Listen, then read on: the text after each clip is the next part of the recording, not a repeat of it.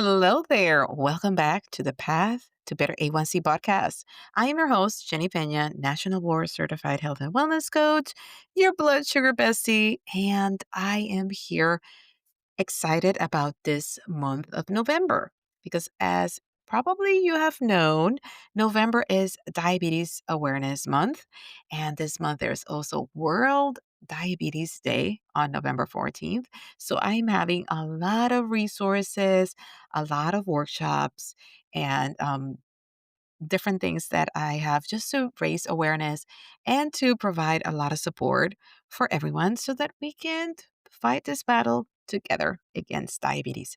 Now, before we dive in, I want to remind you that I created a brand new free resource. It's called Prediabetes Starter Guide, and it gives you 3 simple steps and a quick start checklist, plus a few details about what to talk to your doctor, some information about the labs, so that you are not overwhelmed with all this information and you can pretty much get an understanding. And when you go to your doctor, you can have that educated conversation and take action.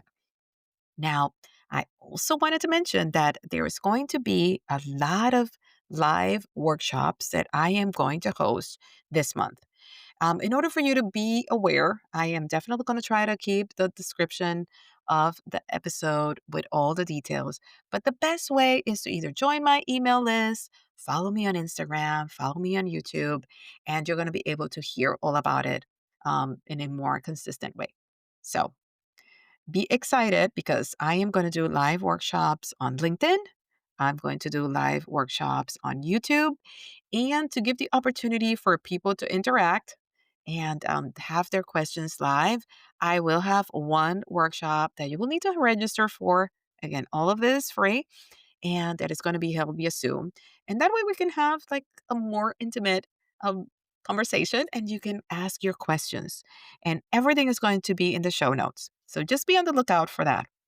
Now, let's talk a little bit about prediabetes because a lot of people think, oh, I don't need to worry about because I don't have diabetes yet. Like a lot of people are very resistant to it. And what I'm going to say is, I felt the same way when I was diagnosed with prediabetes. And not taking action earlier was kind of a mistake. I took a risk, right, by doing that, by dismissing it. When you're seeing signs, you're seeing your blood sugar is regulated, you're seeing all these things, that is the perfect time for you to make changes and truly delay and probably prevent diabetes from ever developing. So it's very important that you take action. Do not wait until it's complicated. And obviously, I'm not trying to compare diabetes with cancer, but would you delay if somebody comes and tells you, well, you have level 1 cancer? Well, I'm going to wait until it's really chronic and then I'll do something. Nobody would ever do that, right?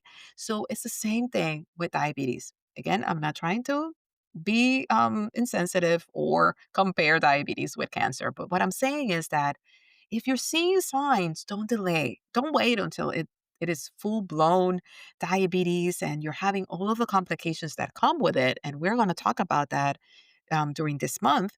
But I want you to take action. I want you to see it as, oh, wait a minute, I cannot just dismiss it, even though it doesn't seem to be that intense. Okay? So let's go over this. And I want you to give thought to this and listen to some statistics that are pretty shocking. Did you know that more than 80%, 80% of people with prediabetes don't even know they have it? They have no clue. This month is about prevention.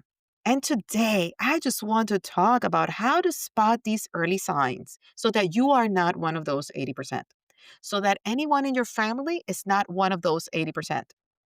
I do not want anyone around my perimeter and that listen to the sound of my voice to be part of that 80% that has absolutely no clue, right? So we are going to talk about how to spot these early signs, how to know, maybe there is a blood sugar imbalance going on. Maybe this is something I need to talk to my doctor about. and what you can actually do next. Okay? So, everyday red flags. What are some everyday red flags that you're like, you need to almost tally them and then think about? Afternoon energy crashes and brain fog. Obviously, it doesn't mean that if you have brain fog, you automatically have prediabetes. But I'm saying, look at these flags, look at these alerts. If every afternoon you're feeling that crash and that brain fog, that is a sign. If you're feeling completely wiped out after meals, you need a siesta after every meal, that is a flag. If you're craving carbs constantly, it feels almost in a way that you cannot control it. If you're having that stubborn belly weight, if you have a family history of diabetes, all these things are somewhat of a red flag. Now, here are things that I want you to take note. And if you say yes to a few of these things, go to your doctor and ask for these things. Ask for your A1C levels. A1C is a lab result, that is a test, a blood test, and see the levels. If they're from 5.7 to 6.4%, that is pretty much the pre-diabetes range. If it's creeping up and it's just below that threshold, I would say start looking at it. Fasting glucose. If you have a fasting glucose of 100 to 125, that can also be an indicator. And again, I am not diagnosing, I'm not a doctor. I am giving you this as guidelines so that you can write them down and go to your doctor to talk about it because I want you to be educated. Remember, the main goal of this month is for anyone that listens to my voice not be part of that 80% that have no clue that they have that pre-diabetes. And the next is there is this oral glucose tolerance test. This, at least in the United States, I don't see it being done as much. Most times, what I see it done regularly, even when you do your annual checkup, is the fasting glucose and the A1C. But if you don't, and you are noticing these flags that I mentioned, ask your doctor about it. It is a very simple test. And remember, these are medical guidelines. Don't try to self diagnose yourself. I am not diagnosing you. I'm just saying if you notice these things, talk to your doctor. That's what I want you to do. Be informed. Bring them up to a provider and share. This is how I'm feeling. What can I do about this? Right? Because the opportunity that it has is that prediabetes is not destiny. It's not that if you are pre-diabetic, oh, absolutely, I am going to develop type 2 diabetes. That is a myth. And one thing that is a fact is that lifestyle changes can actually cut your risk by 50%. So starting now and making those changes now is amazing. Small shifts, including protein at breakfast, having a 10-minute walk after your lunch, improving your sleep.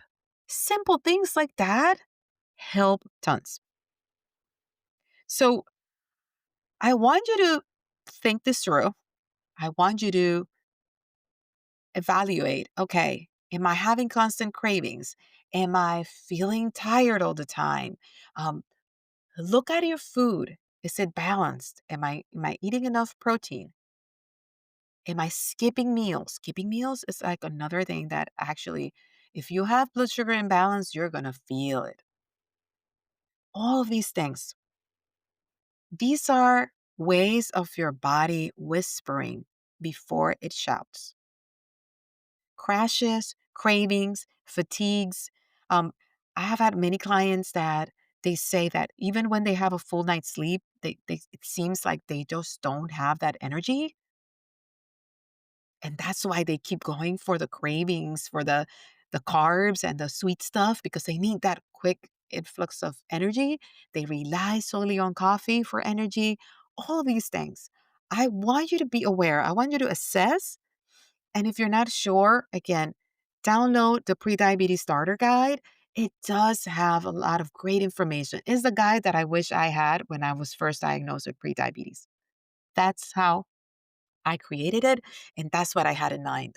What would I have wanted to know, and what would have added clarity the moment that I heard about prediabetes? Because actually, I didn't get much information or support, but I'm here for that.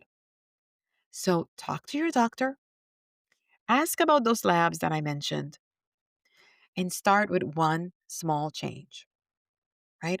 Download the prediabetes starter guide.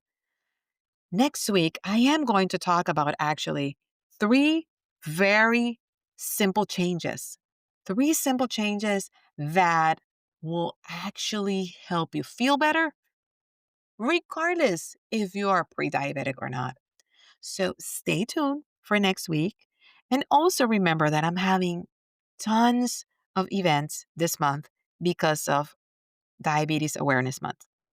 So there are a bunch of live sessions that I'm holding on LinkedIn. So if you don't follow me on LinkedIn, follow. On YouTube, I'm going to be going live on YouTube to facilitate a few workshops. And I am going to have an interactive Zoom registration only workshop also this month. So for that schedule, look at the show notes. Everything is in there and feel free to jump. I am scheduling it at different times and different platforms because I want to bring awareness to everyone that is in my network. So feel free to join in. Hopefully, this will bring awareness tools. It would help you, or maybe help you help a family member or bring a family member along. So grab your starter guide and follow me on Instagram. That is, I believe, the best way to know everything that is happening consistently. So do that or go follow me on YouTube for the updates so you can get the alerts every time I'm going live or I'm having a premiere video. Okay? Have an amazing rest of your week. And again, breathe in, breathe out. If you just got diagnosed with pre-diabetes, if you said yes to all of those flags that I mentioned, you don't need to panic. um, Prediabetes can be reversed. You can delay or even prevent diabetes from developing into type 2 altogether. So just be positive and remember that being aware and taking charge and making changes, this is the moment. Okay? Have an amazing rest of your week. And thank you so much for joining me. Bye.